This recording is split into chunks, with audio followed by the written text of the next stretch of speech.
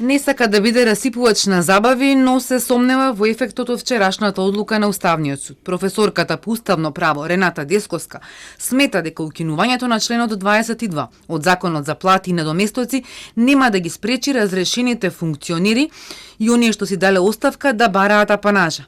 Таа се повикува на членот 19, во кој има алинеи кои предвидуваат и пократко траење на функцијата.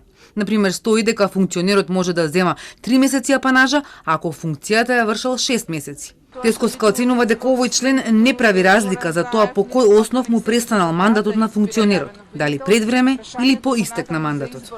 Членот 19 предвидува апанажа и при престанок на мандатот со негов истек и при предвремен престанок на мандатот, без конкретно да наведува или да прави разлика меѓу случаите. Предвремениот престан на функцијата дури е и наведен во 4 алинеи, каде се предвидува различно траење на апанажата во зависност од траењето на функцијата. Секако ќе биде интересно да го видиме и постапувањето на органите во првиот случај кога разрешен функционер ќе поднесе барање за апанажа, за да видиме дали нешто практично смени вчерашната одлука или ќе излезе многу врева за ништо.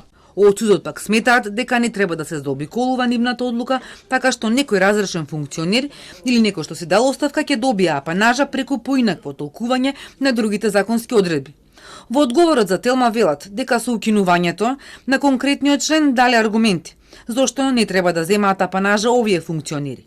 И вела дека тоа не е во согласност со уставот. Овој став на Уставниот суд е обврзувачки и мора да се почитува и не смее преку било какви толкувања на други законски одредби кои уредуваат сосема други ситуации да се смета дека сепак постои правен основ за остварување на вакво право, чија суштина е неуставна. Токму последното ги оправдува границите во кои може да се толкуваат другите одредби на законот, а се друго значи непочитување на одлуките на судот.